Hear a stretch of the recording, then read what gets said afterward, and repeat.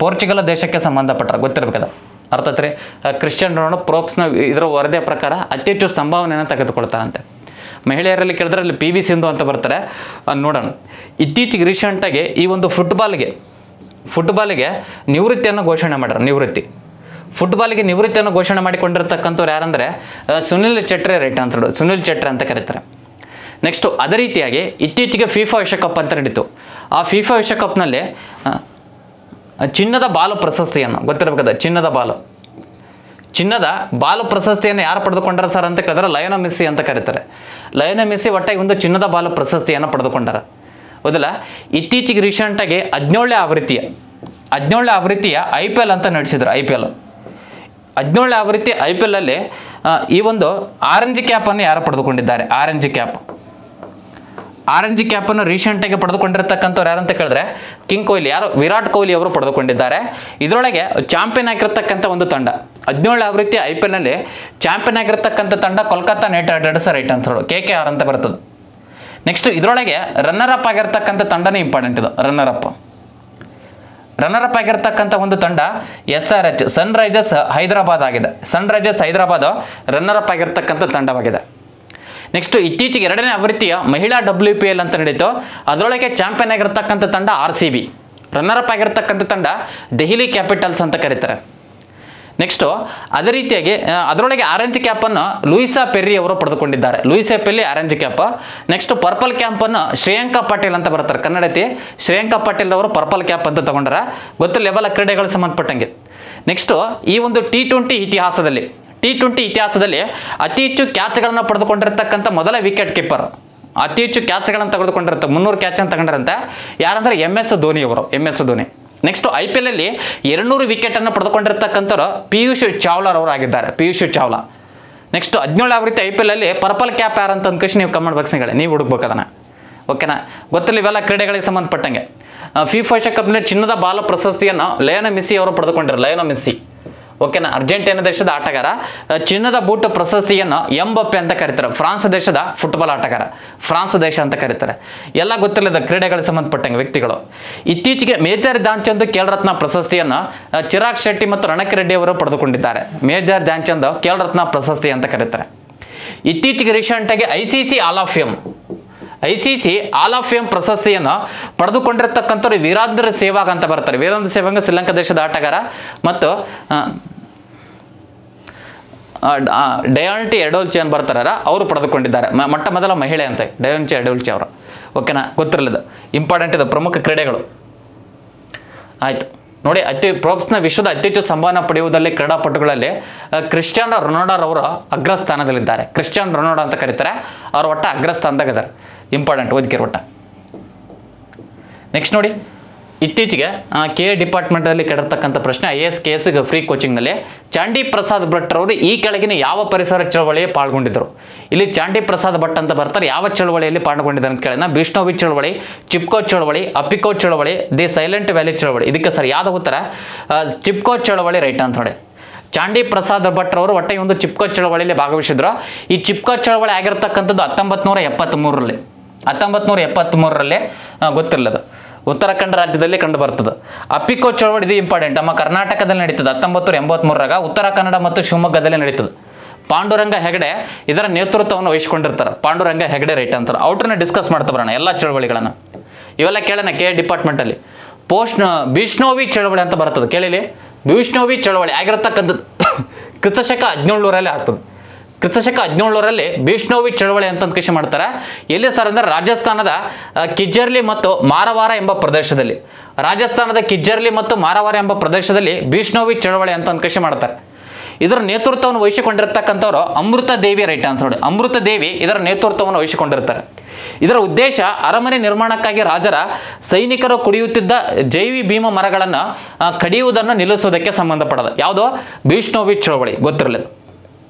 Next ಅದೇ ರೀತಿಯಾಗಿ ಚಿಪ್ಕೋ ಚಳವಳಿ ಅಂತ ಬರ್ತದೆ. ಯಾವಾಗ ಆಗಿದ್ದು? 1973ರಲ್ಲಿ.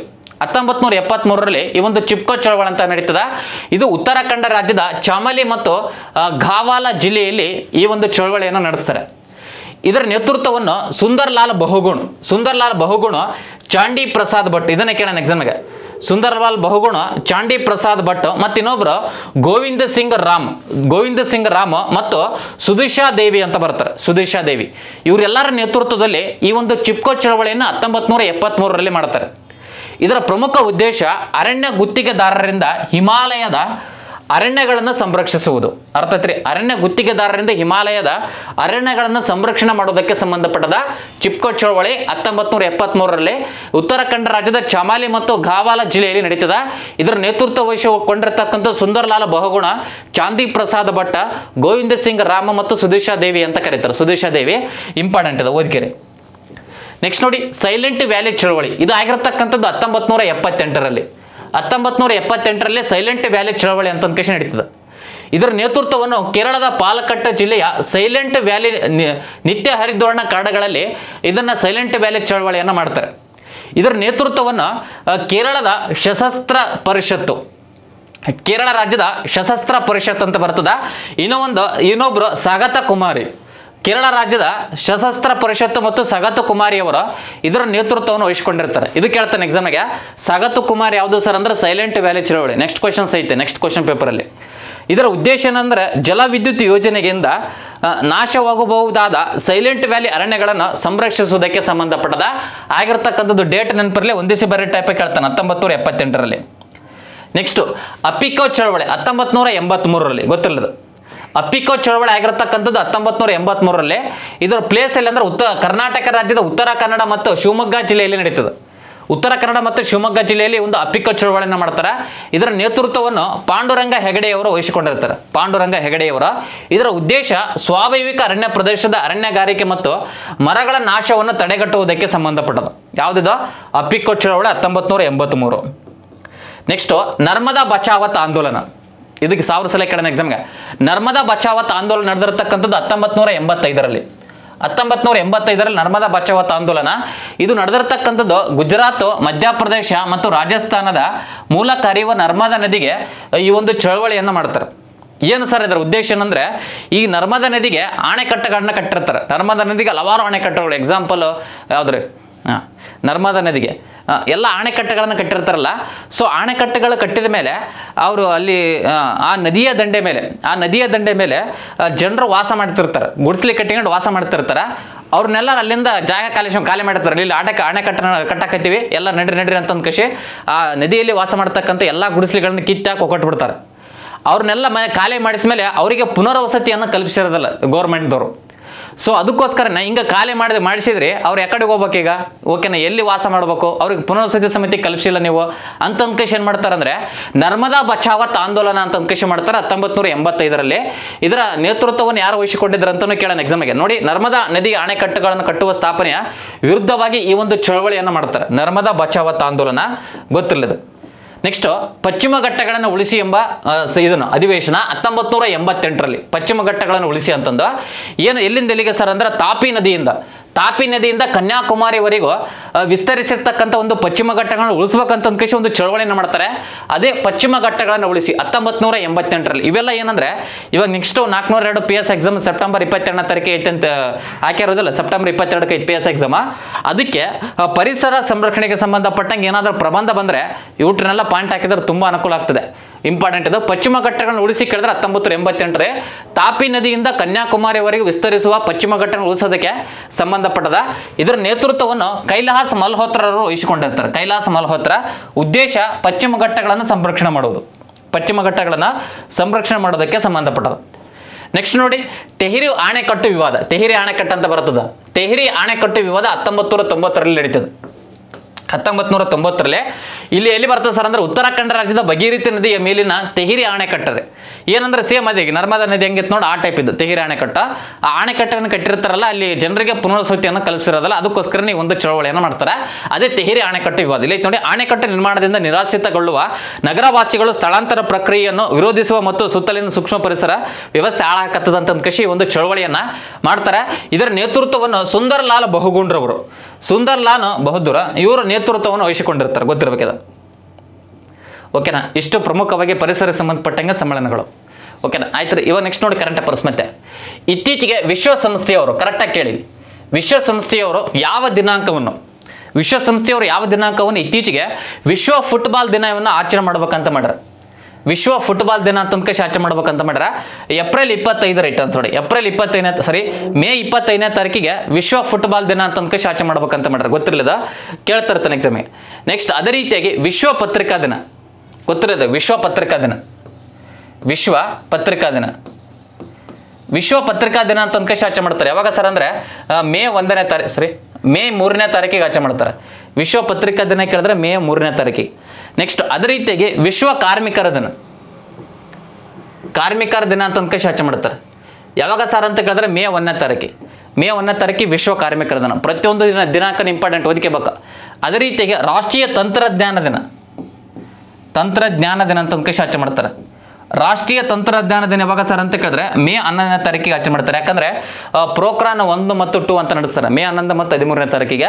ಅದಕ್ಕೆ ತಂತ್ರಜ್ಞಾನ ದಿನ ಅಂತ ಮೇ 11ನೇ ತಾರೀಕಿನಂದು ಆಚರಿಸುತ್ತಾರೆ. ದಿನಾಂಕಗಳು ಇಂಪಾರ್ಟೆಂಟ್, ಓದಿಕೆರಿ.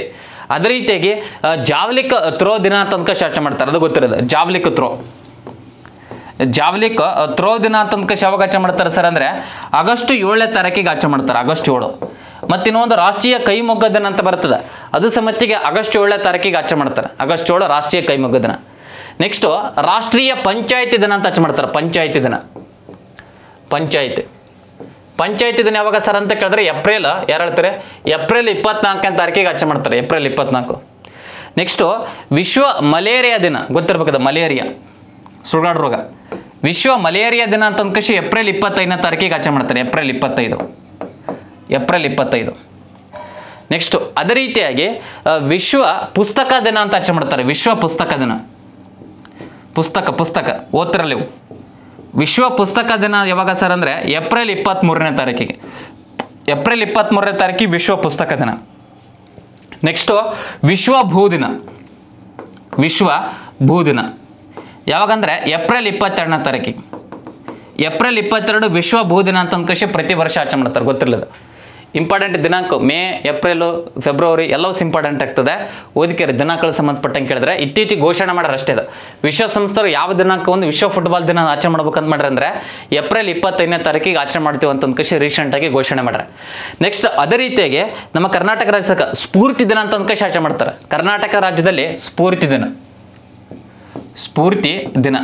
ಯಾವಾಗಂದ್ರೆ ಮಾರ್ಚ್ 17ನೇ ತಾರೀಕಿಗೆ. ನೋಡಿ, ಮಾರ್ಚ್ 17ನೇ ತಾರೀಕಿಗೆ ನಮ್ಮ ಕರ್ನಾಟಕ ರಾಜ್ಯದಲ್ಲಿ ಸ್ಫೂರ್ತಿ ದಿನ ಅಂತ ಆಚರಣೆ ಮಾಡ್ತಾರೆ. ಯಾಕಂದ್ರೆ ಅವತ್ತು ನಟ ಪುನೀತ್ ರಾಜ್ಕುಮಾರ್ ಅವರು ಹುಟ್ಟಿರ್ತಕ್ಕಂಥ ದಿನ ಅದು, ಮಾರ್ಚ್ 17.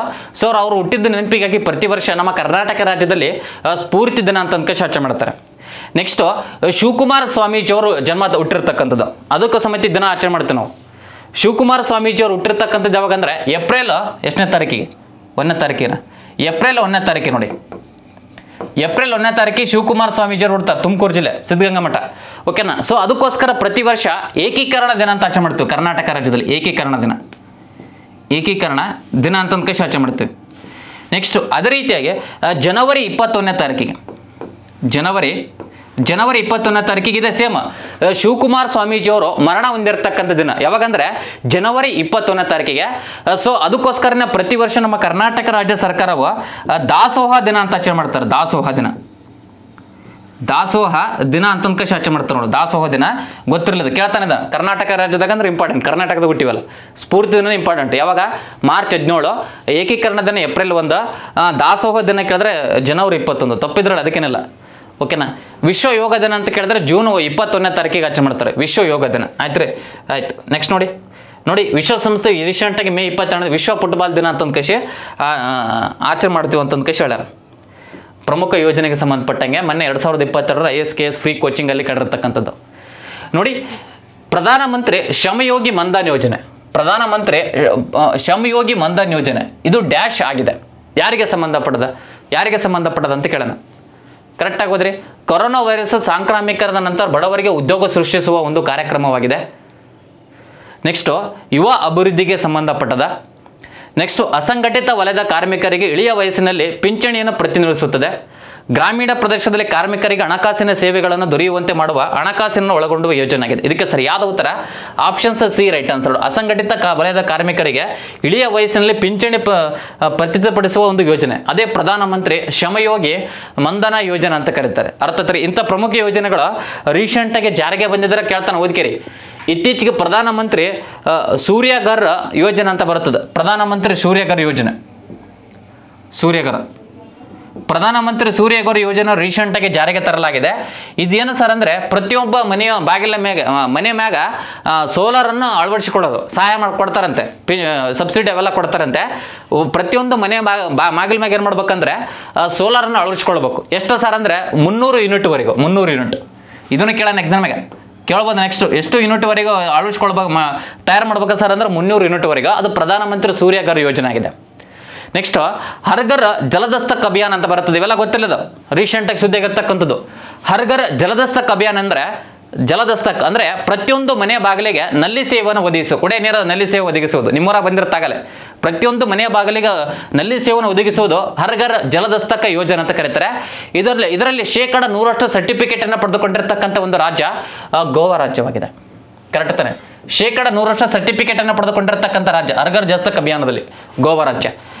ಹರ್ಘರ್ ಜಲದಸ್ತಕ್ ಅಭಿಯಾನದಲ್ಲಿ 100% ಸರ್ಟಿಫಿಕೇಟ್ ಅನ್ನು ಪಡೆದುಕೊಂಡಿರ್ತಕ್ಕಂಥ UT ಕೇಂದ್ರಾಡಳಿತ ಪ್ರದೇಶ ಯಾವುದಂದ್ರೆ ದಾದರ ಮತ್ತು ನಗರ ಹಾವೇರಿ. ನೋಡಿ, ದಾದರ ಮತ್ತು ನಗರ ಹಾವೇರಿ ಮತ್ತು ಇನ್ನೊಂದು ದೀವ್ ಮತ್ತು ದಮನ. ಇವು 100% ಸರ್ಟಿಫಿಕೇಟ್ ಅನ್ನು ಪಡೆದುಕೊಂಡಿರ್ತಕ್ಕಂಥ UT ಆಗಿದೆ. ಅದೇ ರೀತಿಗೆ ಹರ್ಘರ್ ಜಲದಸ್ತಕ್ ಅಭಿಯಾನದಲ್ಲಿ 100% ಸರ್ಟಿಫಿಕೇಟ್ ಅನ್ನು ಪಡೆದುಕೊಂಡಿರ್ತಕ್ಕಂಥ ಒಂದು ಜಿಲ್ಲೆ ಬಹಾರನಪುರವಾಗಿದೆ. ಬಹಾನಪುರ ಅಂತ ಕರೀತಾರೆ. ಈ ಬಹಾನಪುರ ಕಂಡು ಬರತಕ್ಕಂಥದ್ದು ಮಧ್ಯಪ್ರದೇಶದಲ್ಲೇ ಕಂಡು ಬರ್ತದೆ. ಮಧ್ಯಪ್ರದೇಶದಲ್ಲಿ ಬಹಾನಪುರ ಅಂತ ಕೇಸಿ ಬರ್ತದ. ಓದಿಕೆರೆ ನೀಟಾಗಿ ಅರ್ಥಾತ್ ಪ್ರಮುಖ ಯೋಜನೆಗಳು. ಪ್ರಧಾನಮಂತ್ರಿ ವಿಶ್ವಕರ್ಮ ಯೋಜನೆ ಅಂತ ಬರ್ತದೆ. ಪ್ರಧಾನಮಂತ್ರಿ ವಿಶ್ವಕರ್ಮ ಯೋಜನೆ ಇದು ಯಾವ ಸಚಿವಾಲಯ ಅಂತ ಮೊನ್ನೆ ಕೇಳಿದ್ನ, MSME ಸಣ್ಣ ಮತ್ತು ಉದ್ಯಮಗಳ ಸಚಿವಾಲಯ ಅಂತ ಬರ್ತದ. ಇದೇನು ಸರ್ ಅಂದ್ರೆ 18 ಕುರಕುಶಲಗಳಿಗೆ ಸಂಬಂಧಪಟ್ಟದ ವಿಶ್ವಕರ್ಮ ಯೋಜನೆ. 18 ಕುರಕುಶಲಗಳಿಗೆ ಸಂಬಂಧಪಟ್ಟದ ಪ್ರಧಾನಮಂತ್ರಿ ವಿಶ್ವಕರ್ಮ ಯೋಜನೆ.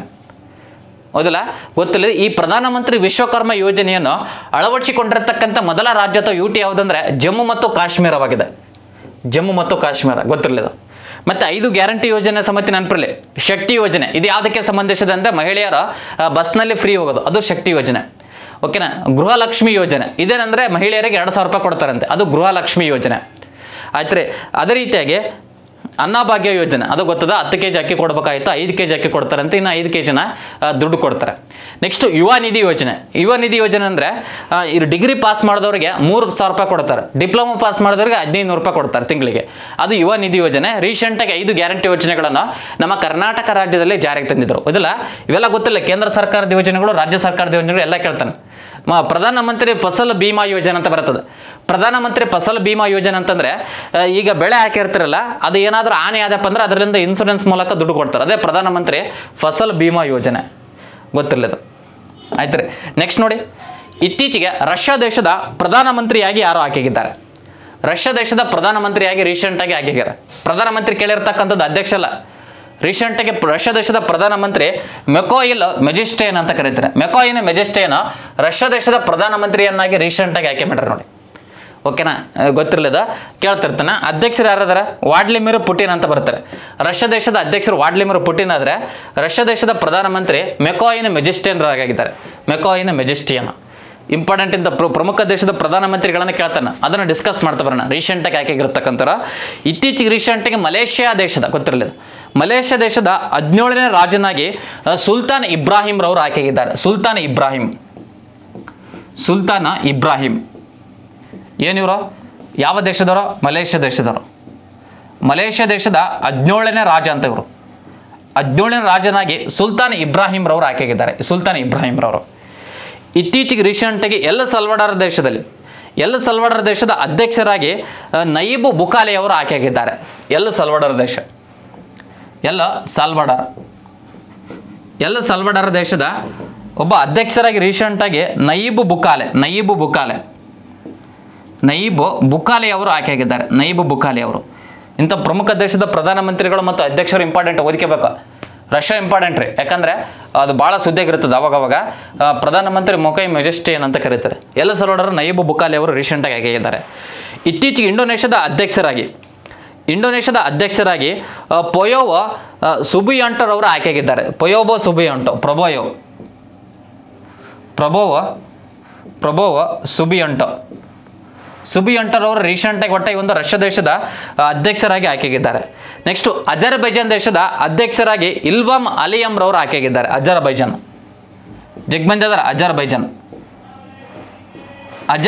ದೇಶದ ಅಧ್ಯಕ್ಷರಾಗಿ ರೀಸೆಂಟಾಗಿ ಇಲ್ವಾಮ್ ಅಲಿಯಮ್ ಅಂತ ಬರ್ತದೆ ನೋಡಿ. ಹೆಸರು ಹೇಳಕ್ಕೆ ಬರೋದಲ್ಲ, ಹಂಗದ ಹೆಸರು. ಇನ್ನು ಎಕ್ಸಾಮ್ನ ಕೇಳಿದ್ರೆ ಏನು ಮಾಡ್ತಾರೆ, ಇಲ್ವಾಮ್ ಅಲಿಯವ್ ಅಂತ ಕರೀತಾರೆ. ಅಲಿಯವ್ರವರು ರೀಸೆಂಟಾಗಿ ಒಂದು ಅಜರ್ಬೈಜಾನ್ ದೇಶದ ಅಧ್ಯಕ್ಷರಾಗಿ ರೀಸೆಂಟಾಗಿ ಆಯ್ಕೆಯಾಗ್ಯಾರ.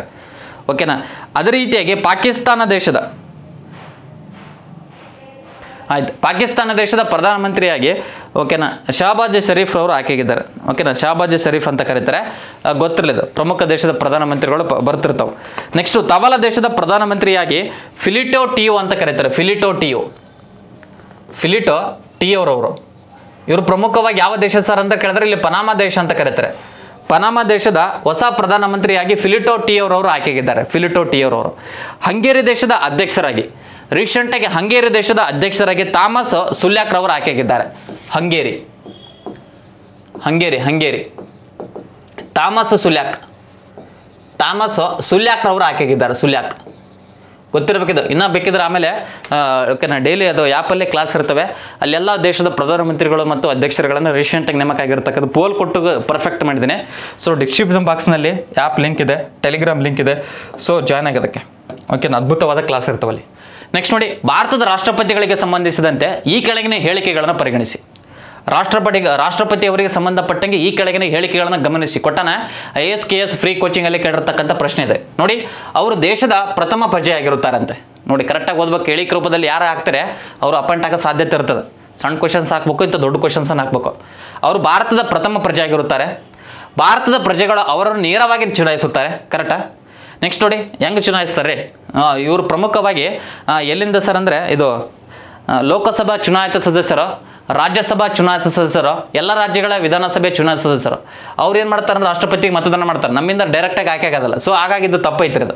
ಇದು ಕರೆಕ್ಟಾಗಿ ಐತಿದ್ದು ಭಾರತದ ಪ್ರಥಮ ಪ್ರಜೆ ಆಗಿರುತ್ತದೆ. ರಾಜ್ಯದ ಮುಖ್ಯಮಂತ್ರಿಗಳನ್ನು ಅವರು ನೇಮಿಸುತ್ತಾರೆ. ಅವ್ರು ಹೆಂಗೆ ನೇಮಿಸ್ತಾರೆ? ಇಲ್ಲಿ ರಾಜ್ಯದಲ್ಲಿ ರಾಜ್ಯಪಾಲರು ಅಂತ ಬರ್ತಾರೆ. ರಾಜ್ಯಪಾಲರು ಏನು ಮಾಡ್ತಾರೆ ಅಂದರೆ ಈ ಒಂದು ಮುಖ್ಯಮಂತ್ರಿಯನ್ನು ನೇಮಕ ಮಾಡ್ತಾರೆ.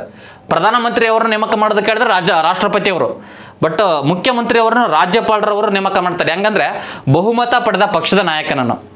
ಅರ್ಥತ್ರಿ, ಈ ರಾಜ್ಯದಲ್ಲಿ ಬಹುಮತ ಪಡೆದ ಪಕ್ಷದ ನಾಯಕನನ್ನು ನಮ್ಮ ರಾಜ್ಯದ ರಾಜ್ಯಪಾಲರು ನೇಮಕ ಮಾಡ್ತಾರೆ. ಹೆಂಗ ಸರ ಬಹುಮತ ಅಂದರೆ ಈಗ ನಮ್ಮ ಕರ್ನಾಟಕ ರಾಜ್ಯದಲ್ಲಿ ಎಷ್ಟು ವಿಧಾನಸಭಾ ಕ್ಷೇತ್ರಗಳದಾವ ಅದ್ರಾಗ ಅರ್ಧಕ್ಕಿಂತ ಜಾಸ್ತಿ ಬರ್ಬೇಕು. ಎಷ್ಟದ ಸರ? 224 ಜನ ಐತೆ. 224 ನಮ್ಮ ಕರ್ನಾಟಕ ರಾಜ್ಯದ ಒಟ್ಟು ವಿಧಾನಸಭಾ ಕ್ಷೇತ್ರಗಳ ಸಂಖ್ಯೆ. ಇದಕ್ಕೆ ಅರ್ಧ ಮಾಡ್ರಿ ಎಷ್ಟಾಗ್ತದ? 112 ಆಗ್ತದೆ.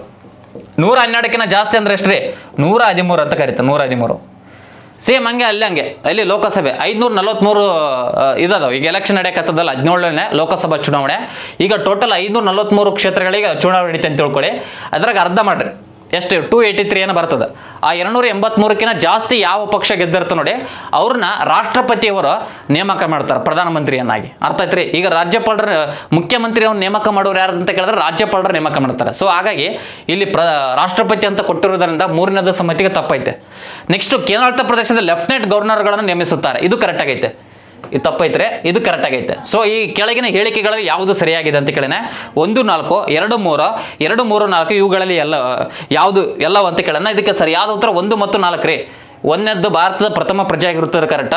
4ನೇದು ಕೇಂದ್ರಾಡಳಿತ ಪ್ರದೇಶದ ಲೆಫ್ಟಿನೆಂಟ್ ಗವರ್ನರ್ಗಳನ್ನು ನೇಮಕ ಮಾಡ್ತಾರೆ. ಸೊ ಹಾಗಾಗಿ ನಿಮಗೆ ರಾಷ್ಟ್ರಪತಿಯವರ ಅಧಿಕಾರ ಮತ್ತು ಕಾರ್ಯಗಳ ಬಗ್ಗೆ ಗೊತ್ತಿರಬೇಕ್ರಿ. ಇಂಥವು ಆಗ್ಬೇಕಂದ್ರೆ ಅರ್ಥದ್ರೆ ಗೊತ್ತಿಲ್ಲ. ಒಂಚೂರು ಹೇಳ್ಬಿಡ್ತೀನಿ ನೋಡಿ. ರಾಷ್ಟ್ರಪತಿಯವರ ಅಧಿಕಾರ ಮತ್ತು ಕಾರ್ಯಗಳು ಏನೇನು ಕೆಲಸ ಮಾಡ್ತಾರೆ ಅಂತ ಗೊತ್ತಿಲ್ಲ ರಾಷ್ಟ್ರಪತಿಯವರು. ಫಸ್ಟ್ ರಾಷ್ಟ್ರಪತಿಯವರು ಭಾರತದ ಪ್ರಥಮ ಪ್ರಜೆ ಆಗಿರ್ತಾರೆ. ನೆಕ್ಸ್ಟ್ ಮುಖ್ಯಮಂತ್ರಿ ಅವರನ್ನು ನೇಮಕ ಮಾಡೋರು ಯಾರಂದ್ರೆ ರಾಜ್ಯಪಾಲರ. ಪ್ರಧಾನಮಂತ್ರಿ ಅವರು ನೇಮಕ ಮಾಡೋರು ಯಾರು ಸರ್ ಅಂದರೆ ರಾಷ್ಟ್ರಪತಿಯವರು ನೇಮಕ ಮಾಡ್ತಾರೆ. ರಾಷ್ಟ್ರಪತಿಯವರು 75ನೇ ವಿಧಿ ಇರಬೇಕು. ನೋಡೋಣ. ನೆಕ್ಸ್ಟ್ ಅದೇ ರೀತಿಯಾಗಿ ಒಟ್ಟು 3 ಕಮಾಂಡಿನ ಇವರ ಕಮಾಂಡ್ ಆಗಿರ್ತದೆ. ಲೋಕಸಭೆ, ಭೂಸೇನೆ, ವಾಯುಪಡೆ ಮತ್ತು ನೌಕಾಪಡೆ, ಅದಕ್ಕೆಲ್ಲ ಹೆಡ್ CDF ಅಂತ ಬರ್ತಾರೆ, ಅದಕ್ಕೆ ಹೆಡ್ ಇವರು ರಾಷ್ಟ್ರಪತಿಯವರು ಆಗಿರ್ತಾರೆ. ಗೊತ್ತಿರಲಿಲ್ಲ. ರಾಷ್ಟ್ರದ ಮುಖ್ಯಸ್ಥರು ಯಾರಾಗಿರ್ತಾರೆ ಸರ್ ಅಂದರೆ ರಾಷ್ಟ್ರಪತಿಯವರು ಆಗಿರ್ತಾರೆ, ರಾಷ್ಟ್ರಪತಿಯವರು. ನೆಕ್ಸ್ಟು ಅದೇ ರೀತಿಗೆ ಸಂವಿಧಾನದ 80ನೇ ವಿಧಿಯ ಪ್ರಕಾರ ಈ ಒಂದು ರಾಜ್ಯಸಭೆಗೆ, ಕರೆಕ್ಟಾಗಿ ಕೇಳಿ, 80ನೇ ವಿಧಿಯ ಪ್ರಕಾರ ರಾಜ್ಯಸಭೆಗೆ ಕಲೆ, ಸಾಹಿತ್ಯ, ಸಮಾಜ ಸೇವೆ, ಕ್ರೀಡೆ ಇವ್ರಿಗೆಲ್ಲ ಸಂಬಂಧಪಟ್ಟಂಗೆ ಎಷ್ಟು ಜನ? 12 ಜನ ನೇಮಕ ಮಾಡ್ತಾರೆ. 12 ಜನ. ಟೋಟಲ್ 250 ಜನ ಐತೆ. ಅದ್ರಾಗ 238 ಜನ ಚುನಾವಣೆ ಮೂಲಕ ಆಯ್ಕೆ ಆಗ್ತಾರೆ. ಇನ್ನು ಉಳುಕಿದ 12 ಜನರು ಏನು ಮಾಡ್ತಾರೆ ಅಂದರೆ ರಾಷ್ಟ್ರಪತಿಯವರು ನೇಮಕ ಮಾಡ್ತಾರೆ. ರೀಸೆಂಟಾಗಿ ನಮ್ಮ ಕರ್ನಾಟಕ ರಾಜ್ಯದಿಂದ ಈ ರೀತಿ ನೇಮಕ ಆಗಿರ್ತಕ್ಕಂಥವ್ರು ಯಾರಂದರೆ ಸುಧಾಮೂರ್ತಿ. Right answer Sudha Murthy. ಇದನ್ನು ಕೇಳ್ಬೋದು ನೆಕ್ಸ್ಟ್ ಎಕ್ಸಾಮಿಗೆ. ಸುಧಾಮೂರ್ತಿ ಅವರನ್ನ ರೀಸೆಂಟಾಗಿ ರಾಜ್ಯಸಭೆಗೆ ನೇಮಕ ಮಾಡಲಾಗಿದೆ. ರಾಷ್ಟ್ರಪತಿಯವರು ನೇಮಕ ಮಾಡ್ಯಾರ. ಅರ್ಥ ಆಯ್ತು ರೀ? ಇದಕ್ಕೆ ಸಮಾಜ ಸೇವೆಗೆ ಸಂಬಂಧಪಟ್ಟಂಗೆ ಆಯ್ತು ರೀ. ಇವರ ಪ್ರಮುಖ ಕೃತಿ ರೀಸೆಂಟಾಗಿ ಬಿಡುಗಡೆ ಆಗಿದೆ. ಕಾಮನಟ್ಟ ಅನ್ಕಾಮನ್ ಅಂತ ಕರೀತಾರೆ. ಕಾಮನಟ್ಟ ಅನ್ಕಾಮನ್ ಇದು ಯಾರ ಪುಸ್ತಕ ಸರ್ ಅಂದರೆ ಸುಧಾಮೂರ್ತಿ ಅವರ ಪುಸ್ತಕವಾಗಿದೆ. ಸುಧಾಮೂರ್ತಿ. ಓಕೆನಾ? ಗೊತ್ತಿಲ್ಲದ ರಾಷ್ಟ್ರಪತಿ. ನೆಕ್ಸ್ಟ್ ಚುನಾವಣಾ ಆಯೋಗದ ಮುಖ್ಯ ಆಯುಕ್ತರನ್ನು ನೇಮಕ ಮಾಡುವುದು. 324ನೇ ವಿಧಿಯ ಪ್ರಕಾರ ಚುನಾವಣಾ ಆಯೋಗದ ಮುಖ್ಯ ಆಯುಕ್ತರನ್ನು ಇವರೇ ರಾಷ್ಟ್ರಪತಿಯವರು ನೇಮಕ ಮಾಡ್ತಾರೆ. ಚುನಾವಣಾ ಆಯೋಗದ ಮುಖ್ಯ ಆಯುಕ್ತರು. ಹೌದಿಲ್ಲ? ಅದೇ ರೀತಿಯಾಗಿ ಆಯ್ತು ರೀ, ಹಣಕಾಸು ಆಯೋಗ ಅಂತ ಬರ್ತದೆ. 16ನೇ ಹಣಕಾಸು ಆಯೋಗದ ಅಧ್ಯಕ್ಷರು ಯಾರ್ರೀ? ಅರವಿಂದ್ ಪನಗರಿ ಅಂತ ಬರ್ತದೆ. 16ನೇ ಹಣಕಾಸು. ಈ ಹಣಕಾಸು ಆಯೋಗದ ಅಧ್ಯಕ್ಷರು ಮತ್ತು ಸದಸ್ಯರನ್ನು ನೇಮಕ ಮಾಡೋರು ಯಾರು ಸರ್ ಅಂದರೆ ಇದೇ ಒಂದು ರಾಷ್ಟ್ರಪತಿಯವರು ನೇಮಕ ಮಾಡ್ತಾರೆ. ರಾಷ್ಟ್ರಪತಿಯವರು ಒಟ್ಟ ಒಂದು ಹಣಕಾಸು ಆಯೋಗದ ಎಷ್ಟನೇ ವಿಧಿಯ ಪ್ರಕಾರ? ಸಂವಿಧಾನದ 280ನೇ ವಿಧಿಯ ಪ್ರಕಾರ. ಸಂವಿಧಾನದ 280ನೇ ವಿಧಿಯ ಪ್ರಕಾರ ಹಣಕಾಸು ಆಯೋಗದ ಅಧ್ಯಕ್ಷರು ಮತ್ತು ಸದಸ್ಯರು ನೇಮಕ ಮಾಡೋರು ಯಾರು ಸರ್ ಅಂತ ಕೇಳಿದ್ರೆ ಇದೇ ಒಂದು ರಾಷ್ಟ್ರಪತಿ. ಪ್ರಸ್ತುತ 16ನೇ ಹಣಕಾಸು ಆಯೋಗದ ಅಧ್ಯಕ್ಷರು ನೇಮಕ ಆಗ್ಯಾರ. ಯಾರಂದ್ರೆ ಅರವಿಂದ್ ಪನಗರಿಯ ಅಂತ ಕರೀತಾರೆ. ಇದು ಎಲ್ಲಿಂದ ಎಲ್ಲಿಗೆ ಕೊಡ್ತದೆ ಅಂದರೆ 2026ರಿಂದ 2030 ತನಕ ಇರ್ತದೆ. ಗೊತ್ತಿಲ್ಲ, 31 ತನಕ. ಇಂಪಾರ್ಟೆಂಟ್ ಇದು, ಓದ್ಕಿರ ಒಟ್ಟ. ಆಯ್ತು. 16ನೇ ಹಣಕಾಸು ಆಯೋಗದ ಮತ್ತೇನು ಬರ್ತದೆ? ರಾಷ್ಟ್ರಪತಿ. ಇದನ್ನ ಕಂಡಪಟ್ಟಿದ್ದವು. ಯಾವಾಗನ ಬಂದಾಗ ರಾಷ್ಟ್ರಪತಿ ಅವರ ಬಗ್ಗೆ ಡಿಸ್ಕಸ್ ಮಾಡ್ತಾ ಬರೋಣ. ಪ್ರಸ್ತುತ 15ನೇ ರಾಷ್ಟ್ರಪತಿ ಯಾರಾದಾರ ಸರ್ ಅಂದರೆ ದ್ರೌಪದಿ ಮುರ್ಮು ಅಂತ ಕರೀತಾರೆ. ನಮ್ಮ ಭಾರತ ದೇಶದ ಪ್ರಸ್ತುತ 15ನೇ ರಾಷ್ಟ್ರಪತಿ ದ್ರೌಪದಿ ಮುರ್ಮು. ಇವರು ಪ್ರಮುಖವಾಗಿ ಜಾರ್ಖಂಡ್ ರಾಜ್ಯಕ್ಕೆ ಸಂಬಂಧಿಸಿದ್ದಾರೆ. ಜಾರ್ಖಂಡ್ ರಾಜ್ಯಕ್ಕೆ ಸಂಬಂಧಪಟ್ಟ ನೋಡಿ. ಮತ್ತೆ ಜಾರ್ಖಂಡ್ ರಾಜ್ಯ ಕರೆಕ್ಟ್ ಅಲ್ಲ, ಒಡಿಶಾ ರಾಜ್ಯಕ್ಕೆ ಸಂಬಂಧಿಸಿದ್ದಾರೆ. ನಮ್ಮ ಭಾರತ ದೇಶದ 15ನೇ ರಾಷ್ಟ್ರಪತಿ ಆಗಿರತಕ್ಕಂಥ ದ್ರೌಪದಿ ಮುರ್ಮು ಒಡಿಶಾ ರಾಜ್ಯದ ಸಂತಾಲ್ ಎಂಬ ಬುಡಕಟ್ಟು ಜನಾಂಗಕ್ಕೆ ಸಂಬಂಧಪಟ್ಟರೆ. ಇವರು ರಾಷ್ಟ್ರಪತಿ ಆಯ್ಕೆನ ಮುಂಚೆಗೆ ಏನು ಕೆಲಸ ಮಾಡ್ತಿದ್ರು ಅಂದರೆ ಜಾರ್ಖಂಡ್ ರಾಜ್ಯದ ರಾಜ್ಯಪಾಲರಾಗಿದ್ದರು. ಗೊತ್ತಿರಲಿಲ್ಲ. ಭಾರತ ದೇಶದ 2ನೇ ಮಹಿಳಾ ರಾಷ್ಟ್ರಪತಿ ಅಂತಲೂ ಕರೀತಾರೆ ಅವನು. ನೆಕ್ಸ್ಟ್ ಇತ್ತೀಚೆಗೆ ನಿಧನ ಹೊಂದಿರತಕ್ಕಂಥ ಆಲಿಸ್ ಮಂಡ್ರೋ ಇವರು ಯಾವ ಕ್ಷೇತ್ರಕ್ಕೆ ಸಂಬಂಧಿಸಿದ್ದಾರೆ? ಆಲಿಸ್ ಮಂಡ್ರೋ ರೀಸೆಂಟಾಗಿ ಮರಣ ಹೊಂದಿದ್ದಾರೆ. ಯಾವ ದೇಶದವರು? ಕೆನಡಾ ದೇಶದವರು. ನೋಡಿ, ಕೆನಡಾ ದೇಶದವರು. ಆಲಿಸ್ ಮಂಡ್ರೋ ಯಾವ ದೇಶದವರು ಅಂತ ಕೇಳ್ತಾ ಇರ್ತಾನೆ. ಕೆನಡಾ ದೇಶದವರು. ರೀಸೆಂಟಾಗಿ ಮರಣ ಹೊಂದಿದ್ದಾರೆ. ಇವರು ಸಾಹಿತ್ಯ ಕ್ಷೇತ್ರಕ್ಕೆ ಸಂಬಂಧಪಟ್ಟರು. ಸಾಹಿತ್ಯ ಕ್ಷೇತ್ರಕ್ಕೆ ಏನು ಸರ್ ಅಂದರೆ 2013ರಲ್ಲಿ ಸಾಹಿತ್ಯ ಕ್ಷೇತ್ರಕ್ಕಾಗಿ ನೊಬೆಲ್ ಪ್ರಶಸ್ತಿ ಬಂದಿರುತ್ತದೆ. ಅದೇ ವಿಶೇಷತೆ ಇಲ್ಲೇ ಐತೆ ನೋಡಿ. ಸಾಹಿತ್ಯ ಕ್ಷೇತ್ರದಲ್ಲಿ 2013ರಲ್ಲಿ ನೊಬೆಲ್ ಪ್ರಶಸ್ತಿ ಬಂದಿರ್ತದ. ಕೆನಡಾ ದೇಶದ ಲೇಖಕ, ನೊಬೆಲ್ ಪ್ರಶಸ್ತಿ ವಿಜೇತ ಆಲಿಸ್ ಮಂಡ್ರೋ ರೀಸೆಂಟಾಗಿ ಮರಣ ಹೊಂದಿದ್ದಾರೆ. ಆಲಿಸ್ ಮಂಡ್ರೋ ಅಂತ ಕರೀ. ಯಾವ ದೇಶ ಅಂತ ಗೊತ್ತಿರಲಿ, ಕೆನಡಾ ದೇಶದ. ನೋಡಿ, ಇಂಥವ್ರು ರೀಸೆಂಟಾಗಿ ಏನಾದರೂ ಮರಣ ಹೊಂದಿದ್ರೆ ಕೇಳ್ತಾನೆ, ಓದ್ಕೋಬೇಕು. ಅಂಥವ್ರನ್ನ ಡಿಸ್ಕಸ್ ಮಾಡ್ತಾ ಬರೋಣ. ಇತ್ತೀಚೆಗೆ ರೀಸೆಂಟಾಗಿ ಸುಶೀಲ್ ಕುಮಾರ್ ಮೋದಿ ಅವರು ಮರಣ ಹೊಂದಿದ್ದಾರೆ. ಸುಶೀಲ್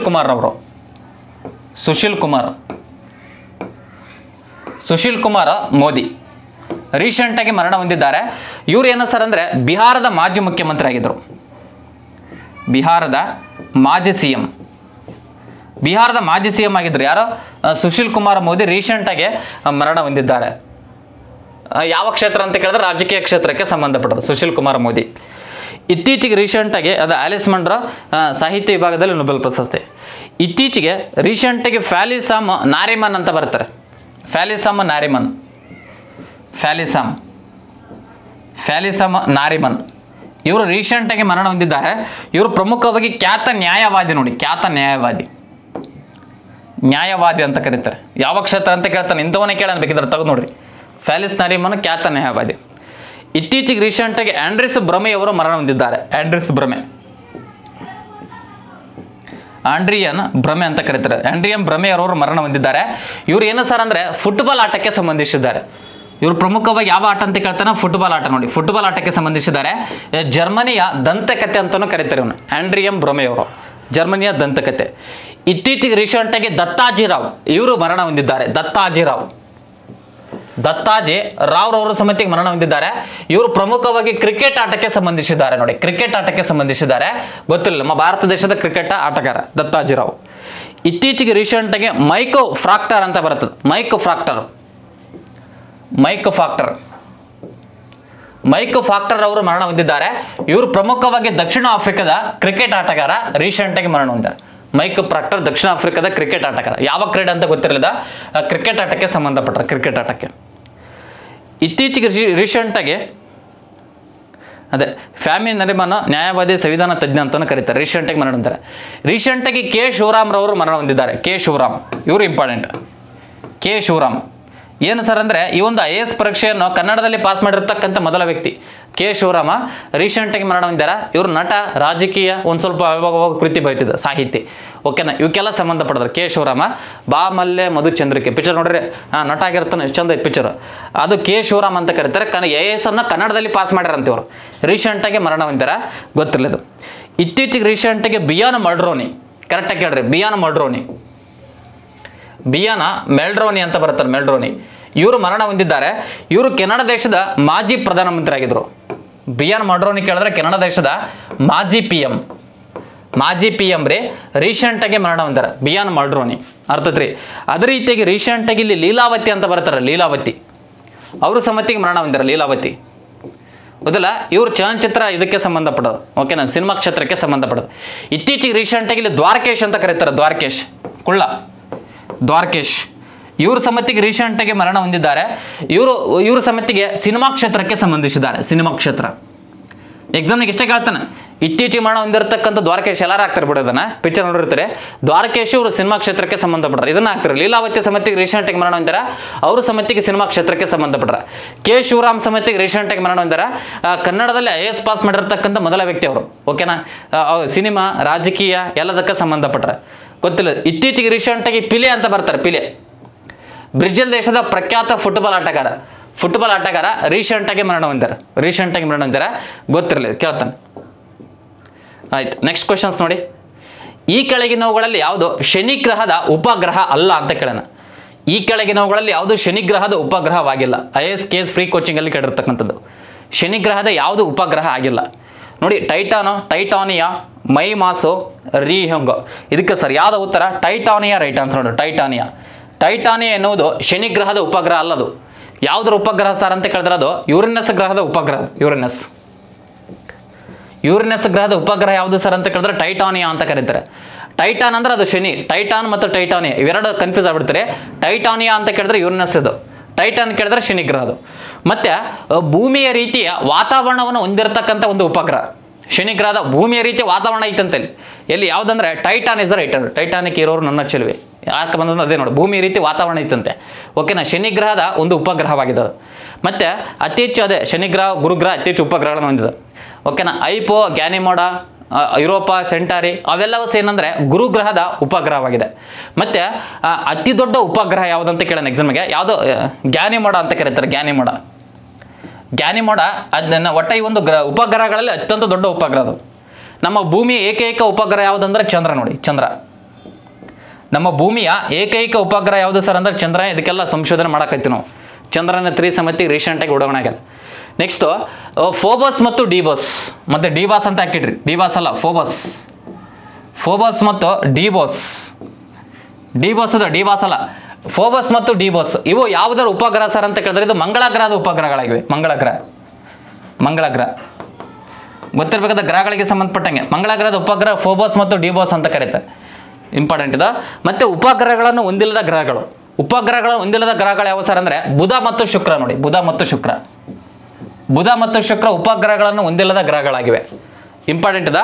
ಓದಿಕೆ ಒಟ್ಟ ಗ್ರಹಗಳಿಗೆ ಸಂಬಂಧಪಟ್ಟಂಗೆ ಟೋಟಲ್ ಎಷ್ಟು ಗ್ರಹಗಳದಾವ ಪ್ರೆಸೆಂಟ್ ಅಂದ್ರೆ 8 ಗ್ರಹಗಳದಾವ. ಆಂತರಿಕ ಗ್ರಹಗಳು, ಬಾಹ್ಯ ಗ್ರಹಗಳಂತ ಬರ್ತಾವೆ. ಅರ್ಥತ್ರಿ. ಕ್ಷುದ್ರ ಗ್ರಹಗಳು ಕಂಡು ಬರತಕ್ಕಂಥದ್ದು ಗುರು ಮತ್ತು ಮಂಗಳ ಗ್ರಹದಲ್ಲಿ ನಡುವೆ ಒಂದು ಕ್ಷುದ್ರ ಗ್ರಹಗಳು ಕಂಡು ಬರ್ತಾವೆ. ಆಯ್ತು, ನೆಕ್ಸ್ಟ್ ನೋಡಿ. ಇತ್ತೀಚೆಗೆ ಫ್ಲಾಶ್ ಎಂಬ ಪ್ರವಾಹ ಯಾವ ದೇಶಕ್ಕೆ ಅಪ್ಪಳಿಸಿತು? ಫ್ಲಾಶ್ ಅಂತ ಒಂದು ಪ್ರವಾಹ ಬಂತ್ರಿ. ಓಕೆನಾ. ಇಂಥ ಪ್ರವಾಹಗಳಾಗಿರ್ಬೋದು, ಚಂಡಮಾರುತಗಳಾಗಿರ್ಬೋದು, ಇಂಥವು ಏನಾದರೂ ಬಂದಿದ್ರೆ ಪಕ್ಕ ಬರ್ತದೆ ರೀ. ಇತ್ತೀಚೆಗೆ ಫ್ಲಾಶ್ ಎನ್ನುವ ಪ್ರವಾಹ ಬಂದಿರತಕ್ಕಂಥದ್ದು ಎಲ್ಲಿ ಸರ್ ಅಂದರೆ ಇಂಡೋನೇಷ್ಯಾ ದೇಶಕ್ಕೆ ಅಪ್ಪಳಿಸಿದೆ. ನೋಡೋಣ, ಇಂಡೋನೇಷ್ಯಾ ಇರ್ಬೇಕು. ಫ್ಲಾಶ್ ಎನ್ನುವ ಪ್ರವಾಹ ರೀಸೆಂಟಾಗಿ ನೋಡಿ ಇಂಡೋನೇಷ್ಯಾ ದೇಶಕ್ಕೆ ಸಮತ್ರ ದ್ವೀಪದಲ್ಲಿ ಬಡದಂತೆ. ಇಂಡೋನೇಷ್ಯಾ ದೇಶದ ಸಮತ್ರ ದ್ವೀಪದಲ್ಲಿ ಈ ಒಂದು ಫ್ಲಾಫರ್ ಚಂಡಮಾರುತ ರೀಸೆಂಟಾಗಿ ಭಾರಿ ಮಳೆಯಿಂದ ಹಾನಿ ಉಂಟಾಗಿತ್ತು. ಗೊತ್ತಿರಲಿಲ್ಲ, ಪಕ್ಕ ಬರ್ತಾವೆ ಇಂಥವು ಏನಾದರೂ ಸುದ್ದಿಯಾಗಿರ್ಬೇಕು ಅದು. ಇತ್ತೀಚೆಗೆ ಮತ್ತೆ ನಿನ್ನೆ ರಿಮೋಲೋ ಚಂಡಮಾರುತ ಅಂತ ಬರ್ತದೆ. ರಿಮೋಲೋ